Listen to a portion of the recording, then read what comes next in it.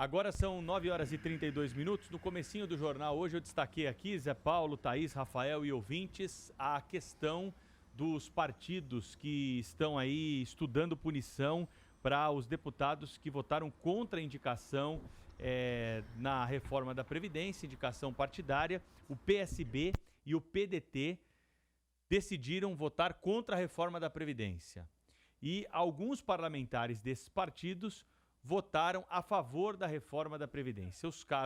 O caso mais emblemático aí de toda essa polêmica é o da deputada Tabata Amaral, do PDT aqui de São Paulo, que está sendo confrontada por um importante cacique da sigla, que é o presidenciável da última eleição, Ciro Gomes, que disse que ela deve ser expulsa, sim, do partido. Porém, os partidos políticos estão num dilema. Se eles colocarem para fora todos esses deputados, expulsarem esses deputados que votaram contra a indicação do partido na votação da reforma da Previdência, eles vão perder espaço. E ao perder espaço, eles perdem grana do fundo eleitoral para a eleição do ano que vem. A nossa legislação diz o seguinte, na eleição de 2018 dizia o seguinte: vai receber fundo eleitoral o partido, de acordo com a bancada que ele tiver em agosto de 2017. Então, em agosto de 2017, travou ali o que cada partido tinha. A partir daí, se mudasse alguma coisa, estava garantido o dinheiro. Foi antes da eleição do ano passado, né? Isso. Não, um ano antes, mais de um ano antes, né? 1 ano e 2 meses antes da eleição do ano passado. Agosto de 2017 travou, congelou ali do jeito que está. Agora, para a eleição do ano que vem, de 2020, o que a legislação diz é o seguinte: a composição da Câmara na última sessão parlamentar, 1 ano antes do pleito. Então, mais ou menos no finalzinho de setembro desse ano, nós vamos ter lá a última sessão parlamentar antes do dia 3 de outubro, o comecinho de outubro talvez. Trava nesse momento. Como o partido tiver naquela situação, é a proporção que ele vai receber do fundo para financiar, fundo público para financiar a campanha eleitoral. Então, se os partidos expulsarem esses deputados, eles vão perder dinheiro. Então, há um dilema, né? No PSB, por exemplo, são 32 deputados que compõem a bancada. 11 votaram contra a recomendação do partido. É um terço. No PDT é mais ou menos parecido, né, Rafael? Então... E no caso do PDT não é só o dinheiro, né? No caso do PDT é mais complicado porque a Tabata Amaral ganhou um protagonismo, né? Ela virou símbolo de um respiro na política. Depois daquele período, daquele momento, de uma sessão em que ela confrontou o ex-ministro da Educação, Ricardo Vélez, né? Ela virou um símbolo de alguém que sai da periferia de São Paulo, pode estudar no exterior e vencer na vida com o próprio esforço. Isso é muito valorizado. Aliás, teve uma eleição, teve uma pesquisa feita em São Paulo depois da derrota do Fernando Haddad em 2016 para o João Dória, aqui em São Paulo, uma pesquisa feita pela Fundação Perseu Abramo, ligada ao PT, e eles identificaram, porque eles queriam entender o que aconteceu com a periferia, por que a periferia não votou com o PT ali em 2016 e votou com o João Dória. Porque a periferia de São Paulo, naquele momento, não sei se continua assim, mas valorizava pessoas, e o João Dória conseguiu transmitir essa imagem, pessoas que fazem o próprio sucesso. O João Trabalhador, né? Que então, exatamente. Então, quais eram as 3 figuras admiradas na periferia de São Paulo naquele momento? João Dória, olha como não faz sentido nenhum. O Lula, porque também passava, ele não tinha sido preso ainda, e é um sujeito que saiu do interior do Pernambuco, virou presidente da República, também se fez, entre aspas, sozinho, e o Silvio Santos. Camelô, que virou o maior apresentador de TV do país, dono do SBT, multimilionário, né? E a Tabata Amaral, de certa maneira, ela simboliza isso também. Não é? Então, para o PDT, a questão é mais complexa ainda. Ela é mulher, ela é cotada para ser candidata a prefeita de São Paulo, embora eu ache precipitado uma candidatura dela nesse momento, mas é um nome que de repente pode correr numa terceira via aí, as pessoas estão procurando alguma coisa longe dessa polarização. É mais complicado o caso dela. Agora, eu entendo também o lado do partido.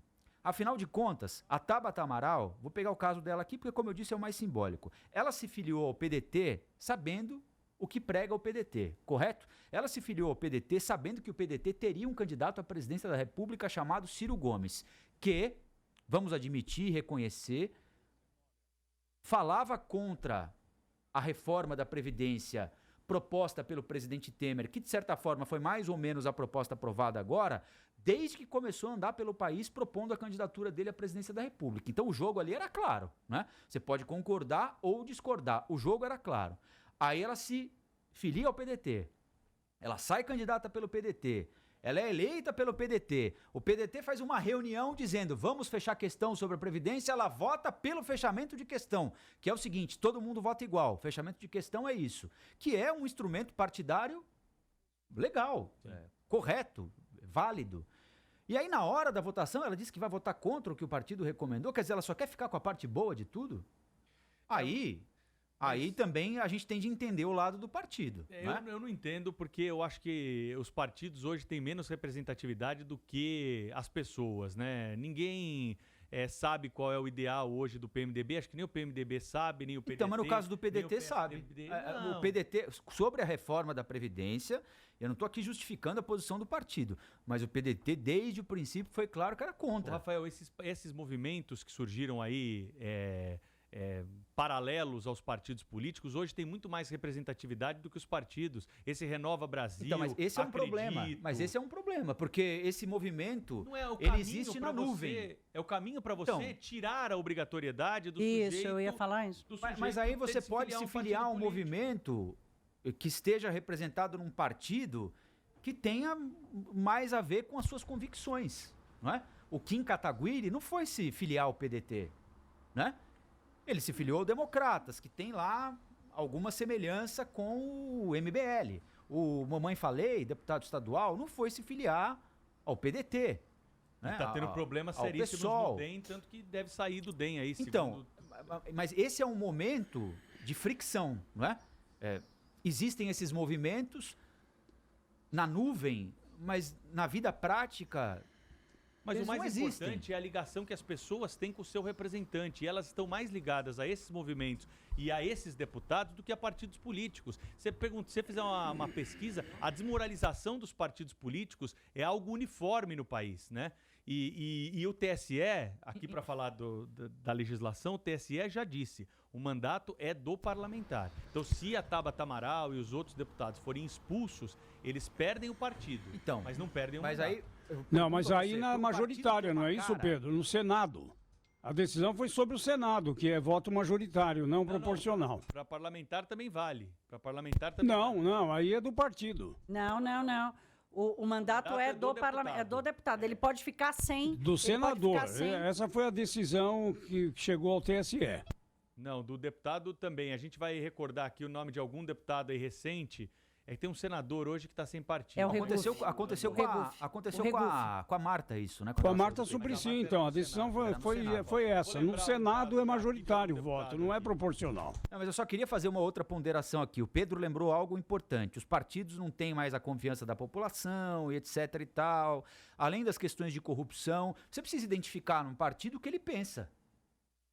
Na teoria, Rafael, mas Agora, se um terço, como você falou, Rafael, se um terço tem uma posição diferente, é para o partido também estudar internamente e liberar os seus parlamentares. Então, mas a própria Tabata votou pelo fechamento de questão. Aí ela vota pelo fechamento de questão. Então, mas fechamento de questão é burrice. Não, mas ela optou pela burrice também, então? Mas não só ela, né? Mas ela teve vários que foram com ela. Ela diga o seguinte, eu não vou participar dessa burrice aqui. Eu não quero fechar a questão. Agora, eu combino uma coisa com vocês. A gente sai daqui, eu faço outra coisa diferente, dizendo que eu não concordo. Bom, mas eu devia ter falado antes que eu não concordava. A ponderação do Rafael é bastante racional. Eu acho que do ponto de vista do pragmatismo ali dos partidos faz todo sentido.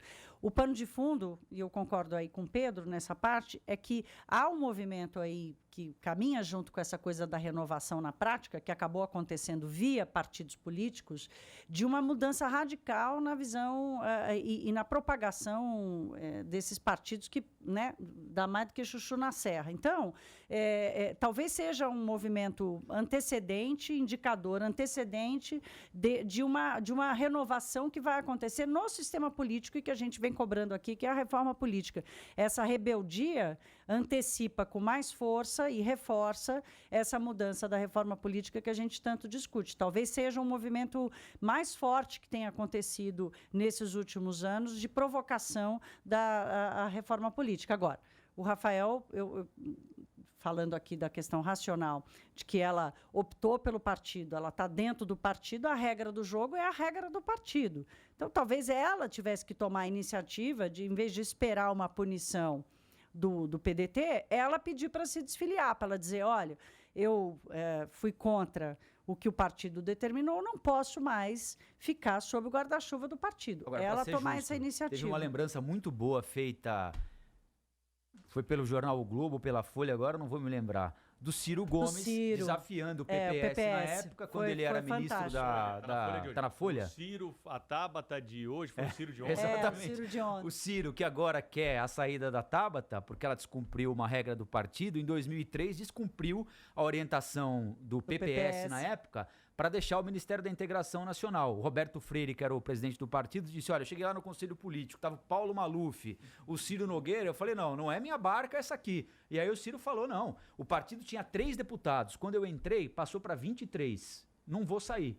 E aí o Lula falou, não saia, enfrente a direção do partido. Então, também tem de levar isso em consideração. Exato.